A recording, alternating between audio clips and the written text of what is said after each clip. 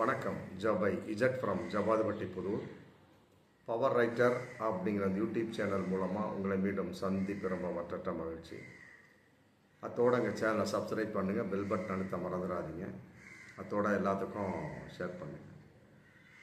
அதாவது திட்டமிட்ட சந்திப்பா அல்லது திடீரென்ற சந்திப்பா அப்படிங்கிறது தெரியல. பார்த்தா திட்டமிட்ட சந்திப்பு மாதிரி தான் தெரியுது. சும்மா எடுத்த உடனே சந்தித்து கொள்ள முடியுமா?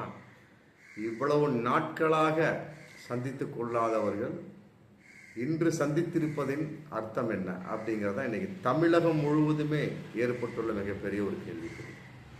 அதாவது காலையில் மு.க.ஸ்டாலின் வாக்கிங் போகிறார் ஒரு குறிப்பிட்ட பார்க்கில். அந்த பார்க்கில் ஏற்ற மாதிரி ஓபிஎஸ் திடீரென்று சந்தித்தார், கை குலுக்கினார், உடல்நலம் விசாரித்தார், மற்றபடி மரியாதை நிமித்தமாக சந்தித்து பேசினார், முத்துவின் மரணம் குறித்து விசாரித்தார் அப்படின்னு 3 விதமான ஒரு தகவல்கள். அது எப்படி திடீரென்று சந்தித்து விட முடியும்? இதற்கு முன் ஓபிஎஸ் எங்கு சென்றார்? மு.க.ஸ்டாலின் அங்கே தான் வாக்கிங் போகிறாரு, ஓபிஎஸும் அங்கே தான் வாக்கிங் போகிறாரு. இல்லை இன்னைக்கு மட்டும் எதற்காக வந்தார் அப்படிங்கிற மிகப்பெரிய ஒரு கேள்வி இருக்கு இல்லையா? ஓபிஎஸ் வேறு இடத்துல வாக்கிங் போனார்ப்பா, ஆனால் மு.க.ஸ்டாலின் அதே பூங்காவில் தான் வாக்கிங் போவார். சரி, ஓபிஎஸ் வேறு இடத்துல வாக்கிங் போனவர் இன்னைக்கு மட்டும் அந்த பூங்காவுக்கே வரணும் அப்படிங்கிறது ஒரு கேள்வி இருக்கு. வரணும், அது ஒரு கேள்வி இருக்கு இல்லையா? அப்போ இது திட்டமிட்ட ஒரு சந்திப்பு, அரசியல் சூட்சுமம் நிறைந்த ஒரு சந்திப்பு. மற்றபடி வரக்கூடிய 2026 சட்டமன்ற தேர்தலை எதிர்பார்த்த ஒரு சந்திப்பு அப்படிதான் சொல்ல முடியும். அதாவது காலையில் வாக்கிங் போகிறாரு, மற்றபடி மு.க.ஸ்டாலினும் ஏற்ற மாதிரி வர்றாரு. ஓபிஎஸ் அவரோட பையன் ரவீந்திரநாத் இருக்கிறாரு. அப்புறம் கை குலுக்கி கொள்கிறார்கள். மற்றபடி உடல்நலம் ஓபிஎஸ் விசாரிக்கிறாரு. மற்றபடி மு.க.ஸ்டாலின் முத்துனுடைய மரணத்தை பற்றி விசாரிக்கிறார். மற்றபடி மரியாதை நிமித்தமாக விசாரித்து விட்டு அப்புறம் சொல்லியிருப்பார், சாயங்காலம் நான் வீட்டுக்கு வர்றேன்னு சொல்லியிருப்பார், சொல்லாமலாம் இருக்க மாட்டார். அது எப்படி திடீரென்று ஒரு முதலமைச்சர் போய் பார்த்து விட முடியுமா? ஒரு சாதாரண ஒரு ஆளை போனால் கூட, மாப்பிள்ளை இன்னைக்கு வராத மாப்பிள்ளை, நான் முக்கியமான வேலையாக போயிட்டுருக்கிறேன். என்னப்பா நேத்தான சொன்னேன், மாப்பிள்ளை கொஞ்சம் அவுட்டரில் போயிட்டுருக்கேன், திடீர்னு ஒரு ஃபோன், அதான் உனக்கு நான் ஃபோன் அடிச்சு பேசிட்டு இருக்கேன், இன்றைக்கி வராத, நாளைக்கு மத்தியானம் 8 மணிக்கு வா அப்படின்னு சொல்லுவார். நாளைக்கு 8 மணிக்கு என்னப்பா ரெடியாக இருக்கான்னு சொன்னால், மாப்பிள்ளை ஒரு அரை மணி நேரம் கழிச்சு வா, நான் இப்போ தான் உள்ளே வந்துக்கிட்டு இருக்கேன் அப்படிம்பார். புரியுதுங்களா? இது மாதிரிலாம் பல விதமாக இருக்கும். ஒரு சாதாரண ஒரு அப்பன் சுப்பனுக்கே இந்த நிலைமை அப்படின்னா முதலமைச்சருக்கு என்ன நிலைமை அப்படிங்கிற மிகப்பெரிய ஒரு கேள்வி இருக்குல்ல. அதனால் அந்த கை குலுக்கிறப்பே சொல்லிட்டார் ஓபிஎஸ், சாயங்காலம் வீட்டுக்கு வர்ற அப்படின்னு சொல்லியிருக்கிறாரு. கட்டாயமா அப்போ தான் மு.க.ஸ்டாலின் எதிர்பார்ப்பாக இருக்க முடியும். ஏன்னா அவருக்கு 1,10,000 வேலைகள் சும்மா சொல்ல முடியாது. அதுவும் இந்த உடல்நலம் சம்மந்தப்பட்டவர்கள் அப்போலால் அட்மிட் ஆனவர்கள் அங்கிருந்தே ஏகப்பட்ட விஷயத்தை மனுஷன் பார்த்தாரு. இருந்தாலும் நேரடியாக பார்க்கக்கூடிய பல விஷயம் இருக்கு இல்லையா? அது பார்க்கறதுக்கு நேரடியாக போனால் தான் முடியும். ஆமாம், அதை விட்டு போட்டு திரும்பவும் பெட்டில் அட்மிட்டு மற்ற சோன்ஸ் அங்கே இருந்து விட முடியுமா? மனம் இடம் கொடுக்காது. அதனால் டக்குன்னு அது சம்மந்தமாக என்ன பேசணுமோ பேசி அது கரெக்டாக தன்னுடைய வேலைக்கு வந்துட்டார். மற்றபடி எதிர்பாராத ஒரு சந்திப்பாக இருந்தால் சந்திச்சிருக்க முடியாது. அப்போ சொல்லியிருப்பார், காலையில் பார்த்துட்டோம், சாயங்காலம் வீட்டுக்கு வர்றேன் அப்படின்னு போட்டு சொல்லியிருக்கிறார். அதன் அடிப்படையில் மு.க.ஸ்டாலினும் தயாராக இருந்திருக்கிறார்கள். கட்டாயமாக சாயங்காலம் போய் பார்க்குறாரு. ஆழ்வார்பேட்டை வீட்டுக்கே ஓபிஎஸ் போகிறாரு. அது ஓபிஎஸ் வரக்கூடிய சமயத்தில் வாசலில் நின்று உதயநிதி ஸ்டாலின் வரவேற்றிருக்கிறார் அப்படிங்கிறது ரொம்ப பஞ்சான ஒரு விஷயம். வாசலில் நின்று உதயநிதி ஸ்டாலின் வரவேற்று உள்ள கூட்டிட்டு போயிருக்கார். உட்காந்துறார், பேசுகிறாரு. ஆமாம், ஒரு 3/4 மணி நேரத்துக்கு மேலே பேசியிருக்க முடியும். பேசுகிற வகையில் என்ன பேசியிருக்க போகிறாங்க? எப்படியும் அரசியல் டச் இல்லாமல் இருக்காது.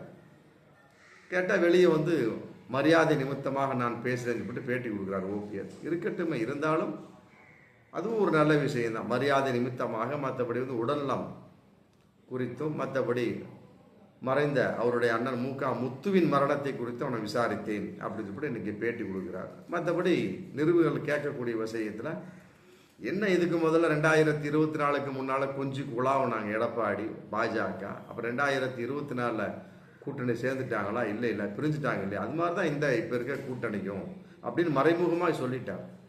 2024க்கு முன்னால் பாஜக, அதிமுக, எடப்பாடி பிரிவு கூட்டணியாக இருந்தாங்க இல்லையா? அதற்கு பின்னால் 2024 நாடாளுமன்ற தேர்தலை நோக்கி அவர்களால் கூட்டணி நடத்த முடிந்ததா? பிரிஞ்சுட்டாங்களா இல்லையா? அது போல தான் இப்போ 2026 வரைக்கும் கட்டாயமாக எடப்பாடி பாஜக கூட்டணி கட்டாயமாக நிலைக்காது அப்படின்னு ஓப்பனாக சொல்லாமல் மறைமுகமாக சொல்லிட்டு பேட்டியை முடிச்சுக்கிறார். அதன் அடிப்படையில் இன்னைக்கு எதிர்பார்ப்புகள் பல விஷயம். அதாவது இதற்கெல்லாம் காரணம் பண்டுட்டி ராமச்சந்திரன். ஏன்னா ஓபிஎஸ்னுடைய அரசியல் ஆலோசகர் அன்னையிலேருந்தே, ஜெயலலிதா அம்மையார் காலத்திலேருந்து அவருக்கு ஒரு அரசியல் ஆலோசகராக இன்னைக்கு பண்டுட்டி ராமச்சந்திரன் திகழ்ந்து கொண்டிருக்கிறார். அன்னைக்கு ஒரு பேட்டியை கொடுத்துட்டார். ஆமாம், ஒன்றும் கிடையாது, மோடி வந்தார், அவருக்கு மரியாதை கொடுக்கவில்லை, மற்றபடி சந்திக்கணும், அது என்னுடைய பாக்கியம் சொல்லி போட்டு லெட்டர் எழுதி கொடுத்தார் ஓபிஎஸ் மோடிக்கு. அந்த லெட்டரை மறைத்து விட்டார்களா அல்லது ஓபிஎஸ் எழுதியதை மோடிக்கு யாரும் காட்டவில்லையா அப்படிங்கிற ஒரு சந்தேகம் இன்னைக்கு போயிட்டு இருக்கு. அதன் அடிப்படையில் இவருக்கு ஓபிஎஸ்க்கு சந்திக்க வாய்ப்பு இல்லை. உடனே அவர் ரொம்ப மிக வெக்ஸ் ஆயிடுறார் ஓபிஎஸ். உடனே பாஜகவோட கூட்டணி இல்லைன்னு சொல்லிட்டு இன்னைக்கு அறிவிச்சிடறார், முடிஞ்சு, பாஜகவோட கூட்டணி இல்லை. ஆமாம், இப்போ வரும் தேர்தலில் தனித்து போட்டியா எதனோடு கூட்டணி அப்படிங்கிற ஒரு நிலைப்பாடு. முதல் நாள் 2 நாளைக்கு முன்னாடி மோடியை சந்திக்கக்கூடிய சமயத்தில் அவருக்கு சந்திக்க முடியல. அப்புறம் யோசனை பண்ணியிருக்கிறார். அப்புறம் ஒரு நாள், ஆமாம், நேற்று மு.க. ஸ்டாலினை சந்திச்சிருக்கிறாரு. சாயங்காலம் ஆழ்வாரப்பேட்டையை சந்திச்சிட்டார். ஆமாம், முடிஞ்சு போச்சு. இனி பண்டுட்டி ராமச்சந்திரனும் ஓபிஎஸ் தான் முடிவு எடுக்கணும். அதற்கு உண்டான ஒரு நிலைப்பாடு என்னங்கிறத கேட்டார். அதே நேரத்தில் இன்னொரு விஷயத்தை நம்ம பார்க்கணும். எடுத்தோம்னா திமுகவோடு இவர் கூட்டணி சேர்ந்து விட முடியுமா அப்படிங்கிறது மிகப்பெரிய ஒரு கேள்விக்குறியாக. ஏன்னு கேட்டால் ஏகப்பட்ட வழக்குகள் நிலுவையில் இருக்கு. இவர் தனிப்பட்ட ஒரு கட்சியை ஆரம்பித்து மற்றபடி அதே மாதிரி அதிமுக உரிமை மீட்பு குழுவாகவே இருந்து அப்படியே காலந்தள்ள போகிறாரா அப்படிங்கிறது தெரியல. ஆனால் தனி கட்சி ஆரம்பித்தார்னா உங்களுக்கு அந்த போட்டிருக்கக்கூடிய அந்த வழக்குகள்லாம் ஆதாரமற்று போய்விடும். அல்லது நீதிபதியை கேட்பா, எப்போ நீ தான் தனியாக கட்சி ஆரம்பிச்சுட்டு அப்புறத்துக்கு அதிமுக நோட்டிக்கிட்டு உட்காந்துருக்க, விலகி விடுங்கன்னு சொல்லிட்டு அவங்களே டிக்ளரேஷன் கொடுத்துருவாங்க. அதனால் புது கட்சியில் ஆரம்பிக்க மாட்டார் ஓபிஎஸ், அப்படியே ரன் பண்ணிகிட்டே போவார். மற்றபடி என்ன தீர்ப்பு அப்படிங்கிறது இப்போவே தெரிஞ்சு போச்சு. மோடி ஓபிஎஸ்சி சந்திக்கவில்லை என்று சொன்னால் தீர்ப்பு மாலேகான் குண்டு வெடிப்பு தீர்ப்பு மாதிரி எடப்பாடிக்கு சாதகமாக தான் இருக்கும். அதில் மாற்று கருத்தே கிடையாது. அதனால தான் அதை வச்சு அப்படியே எடப்பாடி காய் நவுத்திட்டு போயிட்டு இருக்கிறார். எட்டலையும் எடப்பாடிக்கு தான், அதிமுகவும் எடப்பாடிக்கு தான், முடிஞ்சு போச்சு. அப்புறம் மாலேகான் குண்டு வெடிப்பு தீர்ப்பு பாருங்க, யார் எல்லாரும் விடுவிக்கப்பட்டார்கள், முடிஞ்சு போச்சு. அப்போ யார் தான் குண்டு வச்சா? அப்போ குண்டே வெடிக்கலையா? இல்லை குண்டு வைக்கப்படவே இல்லையா? அப்போ சத்தம் எப்படி கேட்டுச்சு? இதெல்லாம் பலவிதமான கேள்விகள் மாதிரி இன்னைக்கு ஓபிஎஸ் சம்பந்தப்பட்ட வகையில், எடப்பாடி சம்பந்தப்பட்ட வகை ஏகப்பட்ட கேள்விகள். அதன் அடிப்படையில் கட்டாயமாக தனிப்பட்ட கட்சி ஆரம்பிக்க மாட்டார் ஓபிஎஸ், அதில் கண்கூடு. மற்றபடி அதிமுக உரிமை மீட்பு குழுவாக இருந்து வேறு கட்சியோடு கட்டாயமாக கூட்டணி சேர்வார். ஆமாம், இப்பொழுது திமுகவோடு ஒரு சந்திப்பு, தாவேகாவோடு ஆல்ரெடி ஒரு நிலைப்பாடு, மற்றபடி பண்டுட்டி ராமச்சந்திரன் முடிவு செய்வார் யாரோட கூட்டணி வச்சுக்கலாம் அப்படின்னு. ஏன்னா ஆல்ரெடி அவர் தேமுதிகவுக்கே சொன்னார், அறிவுரை சொன்னவர். ஆமாம், அதிமுக கூட்டணி வைங்கன்னு சொல்லிட்டு. ஆனால் அதை விஜயகாந்த் அன்று கேட்கவில்லை. கேட்டிருந்தா நல்லா இருந்திருக்கும். அரசியல் ஒரே இவரே சொல்லிடுறாரு, அரசு ஓபிஎஸ் சொல்லிட்டார் இல்லையா? அந்த மாதிரி தான் அரசியலே நிரந்தர நண்பனும் கிடையாது, நிரந்தர எதிரியும் கிடையாது, முடிஞ்சு போச்சு. அது மாதிரி அன்னைக்கு விஜயகாந்த் சேர்ந்திருந்தாருன்னா நல்லா இருந்திருக்கும். அது துரதிருஷ்டவசமான ஒரு முடிவின் அடிப்படையில் மிகப்பெரிய ஒரு தோல்வியாக போச்சு. மற்றபடி ஜெயலலிதா அம்மையார் கூட்டணி இல்லாமல் இன்னைக்கு தேமுதிக அப்படியே போயிட்டுருக்கு. இருந்தாலும் ஓபிஎஸ் சம்பந்தப்பட்ட வகையில் பண்டுட்டி ராமச்சந்திரன் இந்த ஐடியா கொடுத்துருக்கிறாரு. அது நிலைப்பாடு கட்டாயமாக மிகப்பெரிய ஒரு மாற்றமாகத்தான் இருக்கும்.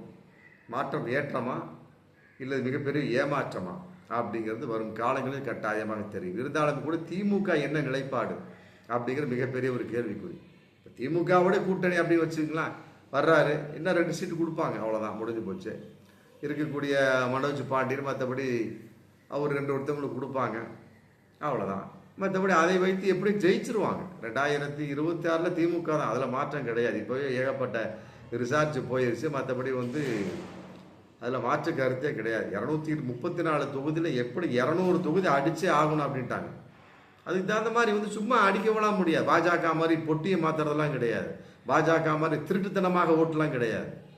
நிலைப்பாடான ஓட்டு, நிம்மதியான ஓட்டு, சரியான ஓட்டு, சந்தோஷமான ஓட்டு, ரொம்ப நியாயமான ஓட்டு. ஏன்னா மக்களுக்கு இவங்க நிறைய செஞ்சுட்டாங்க. திமுக நிறைய செஞ்சுட்டு இருக்கிறாங்க. இந்த எடப்பாடி சொல்லிட்டு இருக்காரு ராமநாதபுரத்தில் திமுக என்னென்னவெல்லாம் செய்யவில்லையோ அந்த திட்டங்களை எல்லாம் நாங்கள் நிறைவேற்றுவோம். ஏன்னா ஒன்றுமே அவர்கள் செய்யவில்லை சொல்லிட்டு ராமநாதபுரத்தில் பேசியிருக்கிறார். என்ன அதன் அடிப்படையில் பலவிதமான திட்டங்கள்லாம் ஏகப்பட்டது செஞ்சுட்டாங்க. எடப்பாடி தான் பேசிட்டு இருக்கிறார், அவ்வளோதான், முடிஞ்சு போச்சு. மற்றபடி அதனுடைய ஒரு பேச்சுக்கெல்லாம் கட்டாயமாக செயல்பட வாய்ப்பே கிடையாது. பாருங்க, அந்த எடப்பாடியை முதுகுளத்தூரில் பேசியிருக்காரு, அதை முக்குளத்தூர்னு பேசியிருக்கிறாரு. அப்புறம் அங்கே இருக்கக்கூடிய அந்த ராஜ பரம்பரையை சேர்ந்த ஒரு மனோஜ் பாண்டிய யாரோ ஒருத்தர் கையை இப்படின்னு இருக்கிறாரு. இப்போவே சும்மா கையை கீழே போட பாஞ்சு தட்டி விட்டுருக்காரு எடப்பாடி.